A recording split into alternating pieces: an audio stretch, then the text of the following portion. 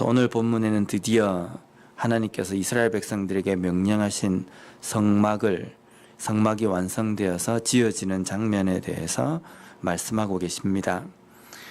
성막이 완성된 것은 이스라엘 백성들이 애굽을 나온 지 1년이 되는 그때쯤에 성막이 만들어집니다. 성막이 이스라엘 백성들 진중에 세워진다라는 것이 이스라엘 백성들에게는 어떤 의미로 다가올까? 어쩌면 이스라엘 백성들이 물론 그렇진 않겠지만 성막이 없을 때에는 이스라엘 백성들이 삶 속에서 어떤 제약이나 내가 신앙적으로 뭔가 좀 자유롭다라고 생각하고 그렇게 살지 않았을까?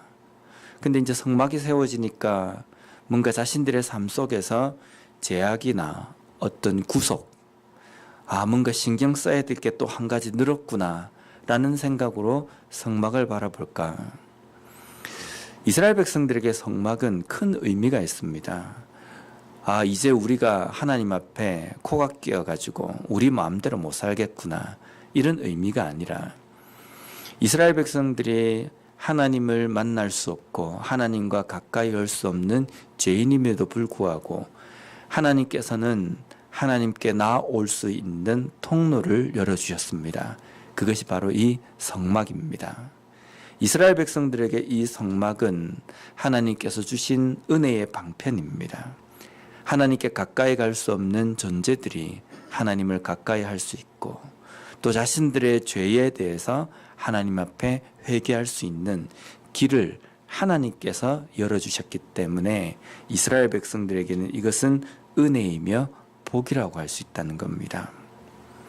우리에게 예수 그리스도를 주셔서 우리의 죄가 사해지고 또 하나님께 우리가 나아갈 수 있는 그 유일한 통로를 주신 것처럼 이 성막이 이스라엘 백성들에게 그런 의미가 있는 겁니다.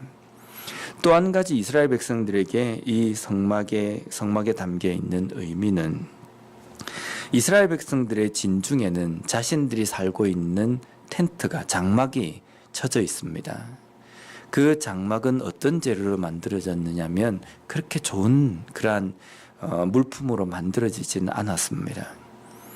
그리고 그 장막은 광야의 40년의 시간을 보내었기 때문에 아마 광야의 그 모래바람과 그리고 그 뜨거운 햇볕 때문에 색은 바랄 대로 바라고 때는 때대로 아마 묻은 아마 초라한 그런 모습일 겁니다. 근데 그 초라한 장막의 그 중앙에 세워진 성막은 그렇지 않습니다.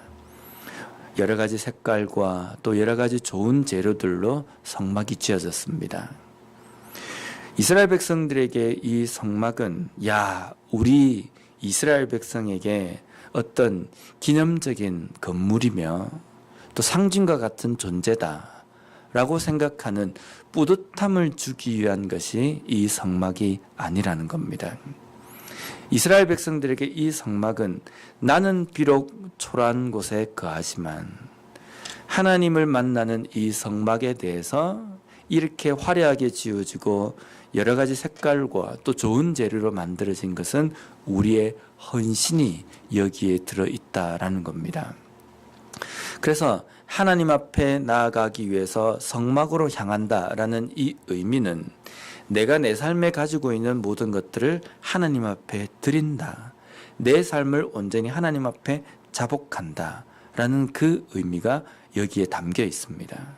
그래서 세워져서 자랑거리가 되고 다른 나라 백성들이 이스라엘 백성들에게 저런 아주 좋은 그런 성막이 있구나라는 것을 다른 사람들에게 나타내기 위해서 이 성막이 존재하는 것이 아니라 이 성막은 이스라엘 백성들의 자신들의 희생이고 하나님께 온전히 드리는 그 드림이 표현이 되어 있고 또한 이 성막을 통해서 이스라엘 백성들은 하나님 앞에 온전히 엎드리는 경배하는 그러한 곳이 되는 겁니다. 그래서 성막에 나아갈 때에는 자신의 삶을 정결하게 준비하고 또 자신의 죄악을 깨닫고 그 죄악을 하나님께서 해결해 주시기를 간절히 바라는 마음과 또 오직 하나님만을 높이는 그러한 찬양의 예배의 자세로서 성막에 나아가야 된다는 겁니다.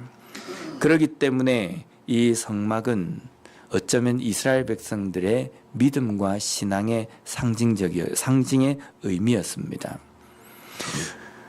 우리의 삶 속에서 우리의 인생 가운데에서 하나님 우리에게 삶의 어떤 부흥과 회복을 주십시오라고 이야기할 때에 그 회복과 그리고 그러한 개혁, 그러한 부흥은 우리의 삶의 예배가 바로 세워질 때에 우리의 삶의 부흥과 그리고 우리의 삶의 개혁이 일어납니다. 이스라엘 백성들이 화려하게 성막을 지어놓고 그것이 단순하게 그들에게 자부심이고 자랑거리만 된다고 한다면 이 성막은 존재할 의미가 없습니다. 그곳에서 자신들이 낮아지고 자신들이 하나님 앞에 엎드리고 예배하는 자로서 나아갈 때에 그것은 하나님과 만나는 아주 중요한 장소가 된다는 겁니다. 우리의 삶의 개혁과 부흥은 우리의 삶 속에서 하나님을 만나는 온전한 예배자로서 우리가 설 때에 우리의 삶의 부흥과 개혁이 일어난다는 겁니다. 2018년을 보내고 이제 2019년을 우리가 바라보면서 우리의 마음 가운데에는 이런 마음이 있어야 될 것 같습니다. 내 삶에 하나님께서 거하시고 성령께서 거하시는 이 성전에서 어떠한 일이 일어나고 있는가?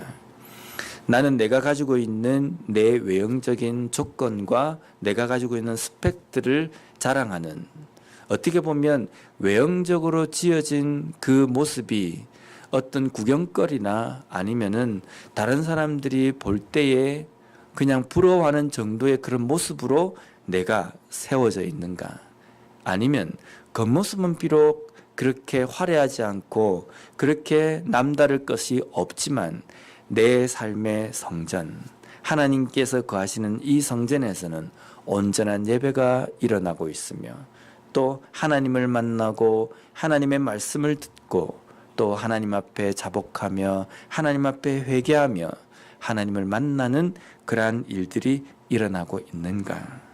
다시 한번 우리의 삶에서 무너진 예배가 세워지고 메말랐던 기도의 눈물이 다시금 젖음으로 인하여서 우리의 삶의 온전한 회복과 또 부흥을 맛볼 수 있는 2019년 한 해가 되었으면 좋겠습니다.